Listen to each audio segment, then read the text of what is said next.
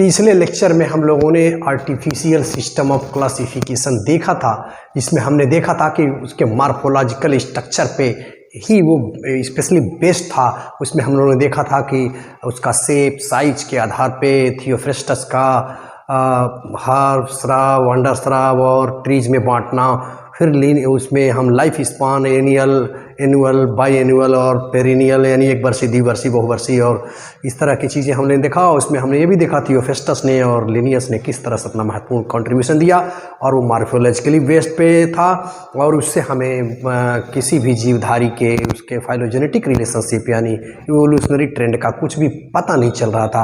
आज हम लोग उसी कड़ी को आगे की तरफ बढ़ाएंगे। आज हम देखेंगे natural system of classification. Natural का मतलब ये होता है प्राकृतिक। तो ये प्राकृतिक सिस्टम क्या है, आज हम लोग इसको जानेंगे। इसको किसने दिया और इसकी मेरिट क्या है, इस बारे में हम लोग आज बात करेंगे। तो देखें, जो प्राकृतिक सिस्टम है यानी नेचुरल जो सिस्टम है, जॉन रे नाम के साइंटिस्ट ने, याद रखिएगा, जॉन रे नाम के साइंटिस्ट ने जो है प्राकृतिक सिस्टम की बात की है। इस पद्धति को लाने का श्रेय जॉन रे को जाता है।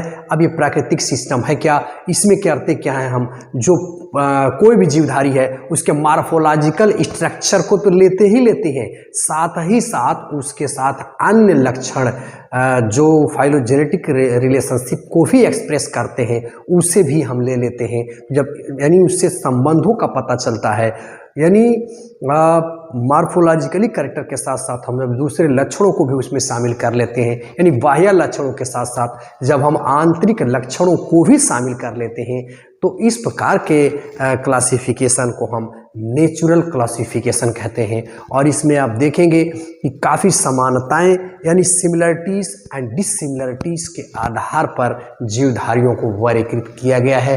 तो इससे काफ़ी आसानी हो जाती है और हम बड़े आसानी से एक जीवधारी का संबंध दूसरे जीवधारी से क्या है उसको भी अब बड़े आसानी से जान पाते हैं। और इसे स्पेसिफिक देखेंगे कि जो हैबिट एंड हैबिटेट की बात आर्टिफिशियल सिस्टम ऑफ क्लासिफिकेशन में हुई थी वो यहाँ बिल्कुल नहीं ली जाती है। तो देखें, इसको अगर हम परिभाषित करना चाहें, मोटे रूप में इसको हम परिभाषित करना चाहें, तो हम कह सकते हैं कि जीवों में जो प्राकृतिक संबंध है, जीवों में प्राकृतिक संबंध था बाह्य गुणों के साथ साथ आंतरिक यानी भीतरी गुणों जैसे प्रारचना, शरीर, भूण विज्ञान, पादप रसायन, इन सारी चीज़ों को जब हम शामिल करके जीवधारी का अध्ययन करते हैं तो इस प्रकार के सिस्टम को हम प्राकृतिक या नेचुरल सिस्टम कहते हैं। नेचर का मतलब ही होता है प्रकृति, यानी प्रकृति की चीज़ें आप जानते ही हैं कि अनोखी होती हैं और रियल होती हैं, ट्रू होती हैं। तो देखिए, इसमें मुख्य रूप से क्या हम लेते हैं, सबसे पहले मार्फोलॉजिकल फीचर लेते हैं यानी मार्फोलॉजिकल कैरेक्टर लेते हैं। हम बाह्य रूप में देखते हैं कि वो चीज़ कैसे दिख रही है, तो उनमें आपस में क्या संबंध हो सकता है। जैसे इंसान है, चिंपांजी को देख लीजिए, गोरिल्ला को देख लीजिए, तो चिंपांजी क्या है, यह भी आप देखेंगे कि इसके भी दो हाथ हैं, दो पैर हैं, उंगलियां जैसे हम लोगों में हैं वैसे उनमें भी हैं और थोड़ा सा हम लोग जैसे वो भी खड़ा होकर के चलते हैं। तो एक मार्फोलॉजिकली देखने से लगता है, उनका चेहरा देखिए, हाव भाव देखिए, तो मार्फोलॉजिकली देखने से लगता है कि उसके पूर्वज और हमारे पूर्वज जो है एक ही जैसे होंगे। तो इससे कुछ अंदाज़ा मिलता है यानी इस सिस्टम में। तो ये मार्फोलॉजिकल फीचर को शामिल करते हैं। दूसरी चीज़ लेते हैं अल्ट्रा स्ट्रक्चर, यानी एक सेल जो हमारी है, जो हमारी कोई भी सेल है, तो उस सेल के अल्ट्रा स्ट्रक्चर को देखते हैं। कि अब देखते हैं कि सेल के अंदर जाकर के जब हम देखते हैं तो देखते हैं कि क्या ये इस प्रकार की सेल है कि मेम्ब्रेन बाउंड ऑर्गेनेल इसके अंदर पाए जा रहे हैं या मेम्ब्रेन बाउंड ऑर्गेनेल इसके अंदर नहीं है। अगर इसके अंदर मेम्ब्रेन बाउंडेड ऑर्गेनेल्स जैसे माइटोकॉन्ड्रिया है या कोई भी ऑर्गेनेल है जो मेम्ब्रेन बाउंड नहीं है, इसका मतलब ये प्रोकैरियोटिक है। और अगर इसके अंदर हम देखते हैं कि अगर मेम्ब्रेन बाउंड है, इसका मतलब ये यूकैरियोटिक है। यूकैरियोटिक में भी हम जाएंगे तो देखेंगे कि ये प्लांट है कि एनिमल है। अगर हम प्लांट की बात करेंगे तो देखेंगे कि इसके अंदर सेल वॉल पाई जा रही है, उसमें एनिमल में सेल वॉल नहीं पाई जाएगी, या क्लोरोप्लास्ट पाया जाएगा प्लांट में, इसके अंदर क्लोरोप्लास्ट नहीं पाया जाएगा। तो इस तरह से भी अल्ट्रा एक तरह से हम अल्ट्रा स्ट्रक्चर में जब पहुंच जाते हैं, यानी सेलुलर लेवल तक जब हम उस जीवधारी का अध्ययन करते हैं तो हमें बहुत अच्छा अंदाजा मिल जाता है कि एक पर्टिकुलर टाइप ऑफ जो एनिमल्स है या लिविंग बींग्स है उसका दूसरे particular type of living being से क्या रिलेशनशिप है। इस रिलेशनशिप को भी हम बड़े आसानी से समझ पाते हैं, जान पाते हैं। तो ये अल्ट्रा स्ट्रक्चर में हम जान लेते हैं कि क्या चीज़ है। नेक्स्ट पे हम आते हैं, एनाटॉमी भी लेते हैं, यानी हम जब उसका सेक्शन काटते हैं, जैसे डाई काट या मोनोकाट का सेक्शन काटिए तो हमें पता चल जाता है कि यह डाई काट है, यह मोनोकाट है।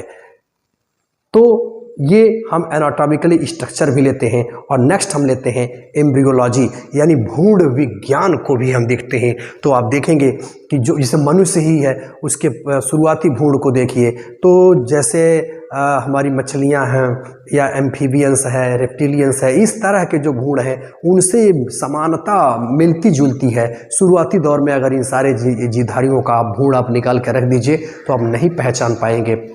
तो इससे लगता है कि जो इंसान है या जो जटिल जीवधारी हैं उनका विकास जो है सरल संरचना वाले जीवधारियों से हुआ है। तो इसीलिए तो हैकल साहब ने यह कह दिया कि प्रत्येक जीवधारी जो है अपने पूर्वजों के इतिहास को दोहराता है, यानी ऑन्टोजेनी रिपीट फाइलोजेनी। तो ये हम देखते हैं। तो एम्ब्रियोलॉजी से भी हमें पता चलता है कि यानी एक जीव दूसरे जीव से किस तरह से विकसित हुआ होगा, क्या उनमें रिलेशन रहा होगा। तो अब हम आते हैं नेक्स्ट, हम फाइटोकेमिस्ट्री, यानी फाइटो का मतलब होता है प्लांट से निकलने वाले विभिन्न प्रकार की जो चीज़ें होती हैं वो फाइटोकेमिस्ट्री में काउंट की जाती हैं। वो फाइटोकेमिस्ट्री में जैसे हम देखते हैं कि बहुत से ऐसे प्लांट्स हैं जो गोंद निकालते हैं, तो उनमें आखिर उनका मतलब स्ट्रक्चर कैसा रहा होगा, वो किस तरह की विशेषता उसके अंतर्गत रही होगी, किस तरह की सेल उसके अंतर्गत है, कौन से रसायन उसके अंतर्गत निकल रहे हैं, उसके आधार पर भी हमें पता चलता है कि इन प्लांट्स में क्या रिलेशनशिप रहा होगा।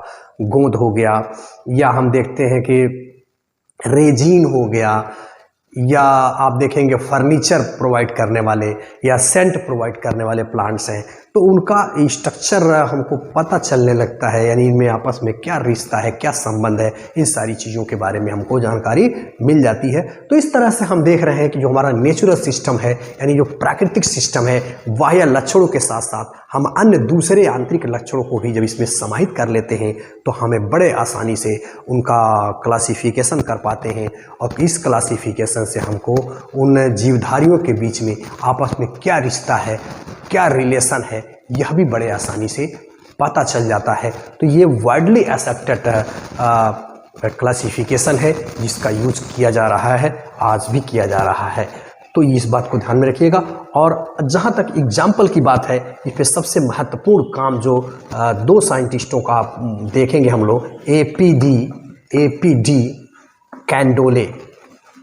कैंडोले साहब के कार्य को देखेंगे। यह भी हमारा नेचुरल सिस्टम ऑफ क्लासिफिकेशन पे बेस्ड है। और very important, Bentham and Hooker system of classification, ये दो साइंटिस्टों का अन्य साइंटिस्ट भी हैं, लेकिन इन दोनों लोगों का महत्वपूर्ण योगदान है नेचुरल सिस्टम ऑफ क्लासिफिकेशन में। तो कमिंग लेक्चर में हम Bentham and Hooker system of classification को जानेंगे और इसमें हम देखेंगे कि किस तरह से इन्होंने फाइनोगैम्स को क्लासिफाई किया है, और वो हमारा नेचुरल सिस्टम ऑफ क्लासिफिकेशन पर बेस्ड है। Thanks for watching. अगर इस चैनल पे आप नए हैं तो चैनल को सब्सक्राइब करें, लाइक करें, कमेंट करना बिल्कुल ना भूलें। Thanks for watching.